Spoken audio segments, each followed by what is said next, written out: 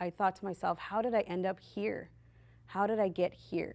And I just remember seeing everybody fighting over drugs, and I thought to myself, like, I don't want to do that anymore. But it didn't stop me from doing it. I just knew that inside of me something was crying out, like, I don't want to do this anymore.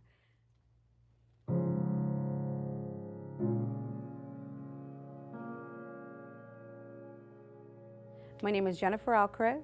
I'm 36 years old. I grew up in Fullerton, California, and I've been happily married for the last 12 years. And this is my story. My biological father passed away when I was 3. I have 3 sisters. My mom, when I was 10 years old, got remarried to my stepdad, and they had 2 other kids. So altogether, there's 4 of us. I grew up in a home on the outside where it looked like the Brady Bunch, but on the inside there was a lot going on that really nobody knew about. Things that as a child you shouldn't see. We lived in Fullerton till I was about 18, and then we moved to the high desert. My mom bought a house there with my dad, my stepdad, and everything was okay, but I had grown up in Fullerton my whole life, and that's really all I knew. So growing up or going there was a big change. So me and my older sister, we would venture back down here, and we just kind of felt more comfortable here. Moving from Fullerton to Victorville, again, it was a big change. So I had a grandmom who lived in Norwalk.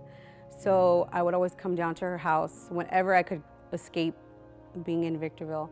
And I had 2 cousins that we were as thick as thieves. And we started to just run the streets of Norwalk and just be all kinds of crazy. At the age of 15, my cousin introduced me to meth. I remember walking into her bedroom one day, and her and a friend of ours, we were smoking it. And I had asked her, well, what are you doing? And she had said, well, it's just it's meth. And I had no idea at the time what that was. I had been exposed to, marijuana and beer and stuff like that, but never anything hard like that. And I had asked her, what does it do to you? And she said, nothing, it just gives you energy. You should try it. And being curious as I was a very rebellious teenager, so this is just like something else that I was gonna do, I was gonna try. And I tried it and immediately was hooked. It was like the best feeling that I had had. It was an escape from things that I was going through, and I just wanted more. And so I kept doing it. But because I was young and I still live with my parents, I couldn't do it as often as I would like. So I would hide it, and I would sneak out sometimes and, hide it in my closet and be up for hours of the night, and nobody knew because I would be hiding it, or in my bathroom, like letting the steam fill the bathroom so nobody knew what I was doing. And from the age of 15 to like 24, I was addicted heavily to meth. For a good solid year, I smoked crack, which I mean, it is like the most embarrassing thing for me to even say. But I just remember being in a room with a bunch of drug addicts and thinking to myself, how did I get here? How did I get here? I grew up, and my life as a teenager and as a child wasn't the greatest, but I had a very privileged life. I got everything that I wanted. My mom worked really hard, to give us everything that we wanted. I lived in Fullerton, one of the nicest neighborhoods in Fullerton. I didn't know any of this stuff. I wasn't exposed to it. So I thought to myself, how did I end up here? How did I get here? And I just remember seeing everybody fighting over drugs, and I thought to myself, like, I don't want to do that anymore. But it didn't stop me from doing it. I just knew that inside of me something was crying out, like, I don't want to do this anymore. And I just remember being in LA at 2 o'clock in the morning, driving around, being in clubs that I shouldn't even be in, and just thinking, like, this is my life. This is who I am. I had no relationship with my family, no relationship with my sisters. I could really care less about anybody at that point.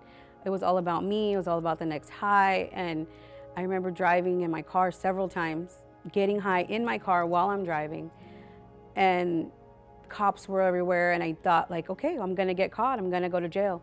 And it never happened. I remember putting myself in positions where I could have been taken advantage of, or I could have died. Seeing people overdosing in places and really having no emotion towards those people at all, because I was so high, I didn't understand like the severity of it. I just thought, whatever, that's their thing. I was this rebellious teenager that had a lot of anger and just a lot of resentment towards my parents for things that I saw, things that I went through, things as a child, you know, you shouldn't see. And so my escape was to defy my mother and do everything that I could to make her feel what I was feeling. And wow, that's the first time I ever said that. And that was where I wanted to do it. I wanted to drink. I wanted to make her feel bad. And sorry. So that was my escape. And then from the time I met John to probably so I met John at 19. And again, we were just terrible. He was worse off than I was, and together we were terrible. So from 19 to about 23, 24-ish, we ran amok. We just did whatever we wanted, drugs, beer, going out, spending money. And it was reckless. It was super reckless. We would spend his income tax. We would get super high and then say, let's go to Pachanga and blow your income tax. And we would. It was just a reckless life. One day we're at John's softball game.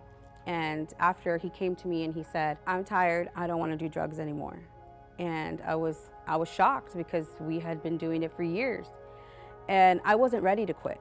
I didn't want to. I told him, you could do whatever you want, but I'm not going to do it. I'm not following you. I still want to do drugs. And he told me, if you don't quit, then we will not be together. Being in a relationship with somebody for so long, that was really all I knew at that point. So I was just like, okay, I'm on board. Fine, let's do it. And it took us 2 weeks of hell to get clean. 2 weeks of fighting, 2 weeks of yelling at each other, 2 weeks of sweating and dying inside because we were so addicted. But once that was done, the drugs, it turned to alcohol. We moved out together. We had an apartment together. We ended up getting married. And in our first year of marriage was hell. I did not want to be married. I wanted to get an annulment. He was always drunk. Even if he had to go to work, he was hungover.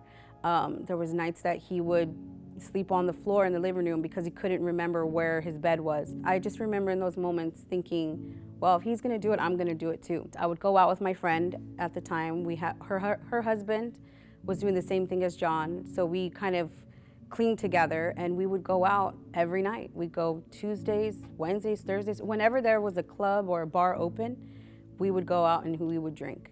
And if he didn't care, I didn't care. It was like that for a year, a full ugly year, to the point of where I was finally done.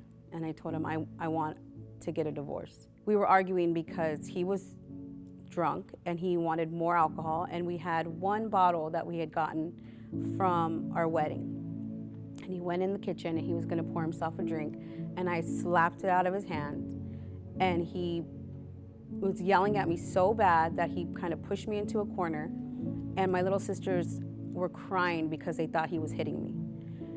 And I remember thinking to myself, this is it. I'm not doing this anymore. I'm done. I want to be done completely with him. I want to be done completely with drinking. I want to be done with this life. But I was so ingrained in it that I didn't know anything else. At this time, my older sister was going to church. And I remember calling her crying several times and telling her, like, I'm done, I can't do this, he's this, he's that. And she would tell me, you need to pray. And I used to think, like, okay, like, pray, what's that gonna do?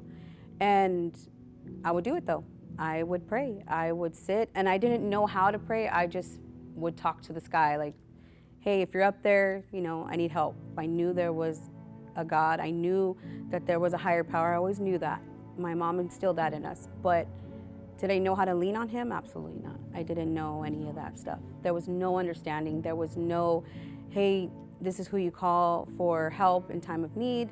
This, prayer is vital. There was none of that. It was just, you should pray. And I thought, yeah, okay, whatever, I'll do it.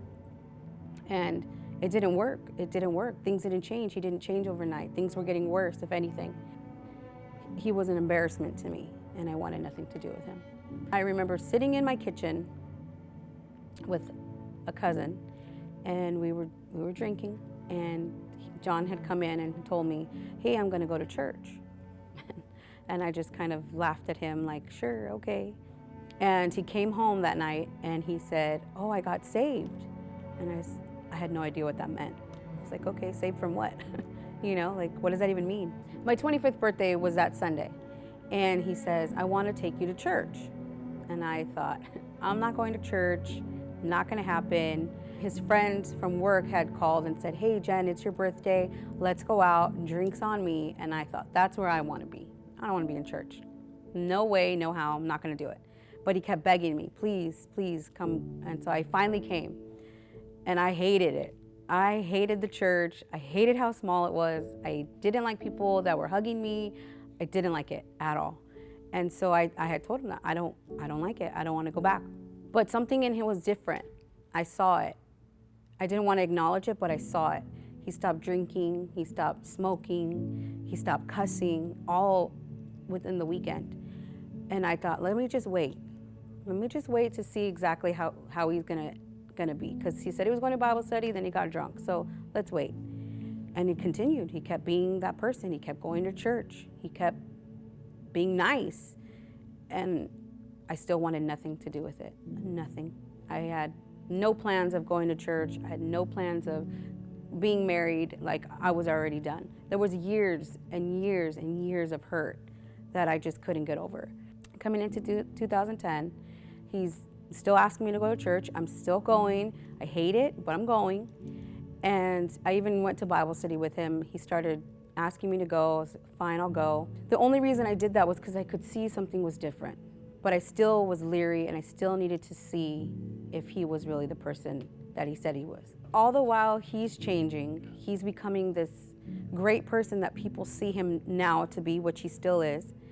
But for me, I just knew who he was, and I knew what he was capable of, that I couldn't see past the good person that he was becoming. I just kept seeing the old person that he was. I had tons of bitterness towards him, tons of resentment, things that I held on for years, even after I got saved, that I was waiting for the other shoe to drop, because I thought something's gonna happen and he's gonna change. It was hard because people saw him and how great he was, and then there was me. And I wasn't on board fully like he was. And so I felt like the expectation for me to be like him was so high that it kind of made me feel like, oh, I need to take a step back. And his expectation of me was so high. It was, if the church is open, we're there. And I was just like, okay, you could be there, but I'm gonna just be here. It's about February, and I remember being in service, and I remember clearly, and I didn't know it was the Holy Spirit at the time, but something clearly was pulling me to the altar, pulling me, telling me that, hey, this is what you've been praying for. Even if it's that little tiny prayer that you're looking up to the sky and saying, hey, I need help. Something was saying, this is what you wanted. You're either in or you're out. You can't be both. And I just remember feeling it in my heart, like, what is this? Like, why am I feeling like this? And I remember going to the altar, I was crying. And our Bible study leader at the time, she prayed for me, and she was constantly on top of me to open up, to be, to be receptive to what was going on. And so that day it came, and after that I kind of eased up a little bit. I was a little bit more soft. I allowed people to hug me, even though I still was like, please don't touch me, you're in my space. After that, it was like full force. It was when I got on the roller coaster with him, we took off very quickly. About a year or so into being saved, John and I became the young adult leaders. Pastor Omar had come to us and asked us if we would be up for the challenge, because there was no young adult group. But I was still young, and I wanted to get a connection with younger people. So for me, I was all on board. I was like, yes, let's do it.